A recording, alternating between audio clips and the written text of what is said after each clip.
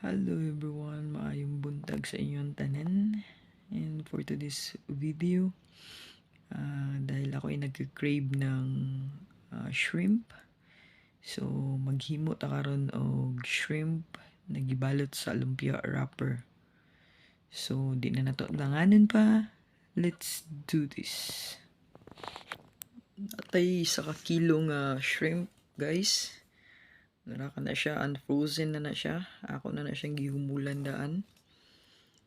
Karon pakita na ko sa inyo atong panitan daan na syempre panitan na tong tanan ang ato ang shrimp ay na to siya baluton no sa ato ang lumpia wrapper.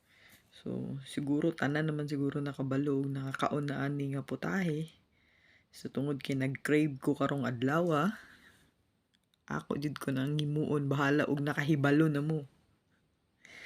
So mo na siya ang proseso sa akong paghimo. So yun,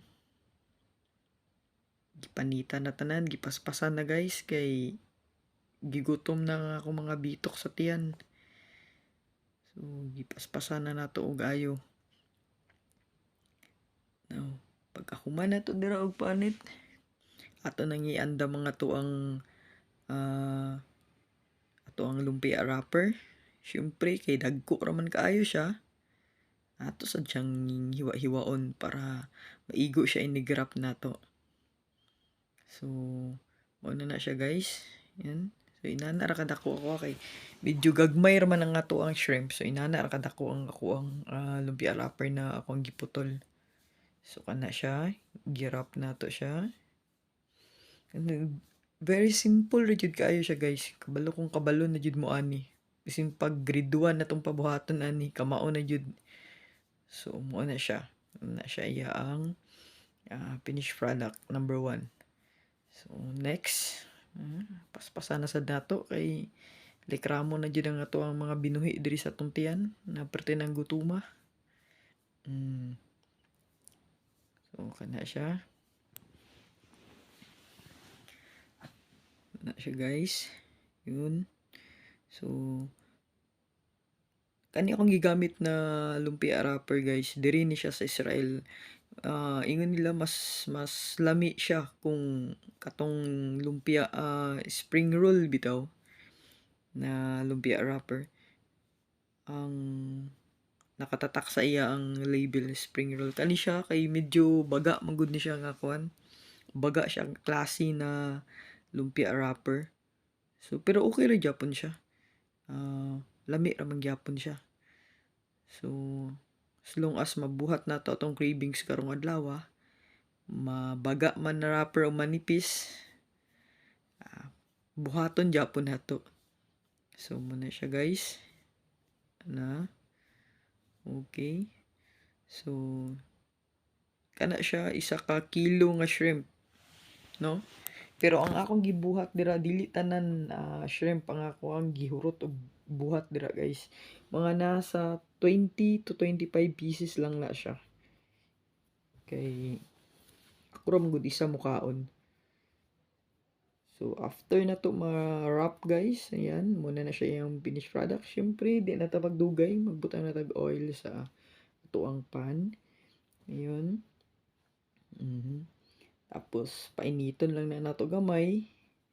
And pag medyo init na siya, butang na din nato ang ato ang shrimp na gibalot sa lumpia wrapper. Yun. So medyo kapamisik-misik na ang oil dira guys, munang kapalayo ay ko. Yun. So pag medyo na siya golden brown, yan, kana nga texture kana. So hanguon na din nato siya. Yun. So sure na jud na crispy na jud kay siya. Sa inana nga color. Ayun. So wow, grabe na kay kalami. Ayun. Wow. So syempre, ito nang i-arrange ato ang table. Yun. Wow, super. So gigutom ko guys. Yun, so dili pwede nga wala tay mayonnaise. and rice also. And suka and toyo nga naay sili. Siyempre, ato nang sugdan kay tungod sa tong kagutom. First bite na to. Atong tilawan kung crispy ba. Okay, first bite.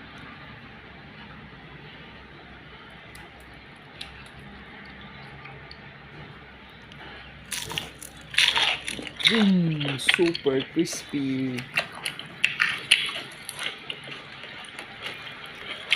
Second bite. Boom! Grabe ka crispy guys with rice dayon.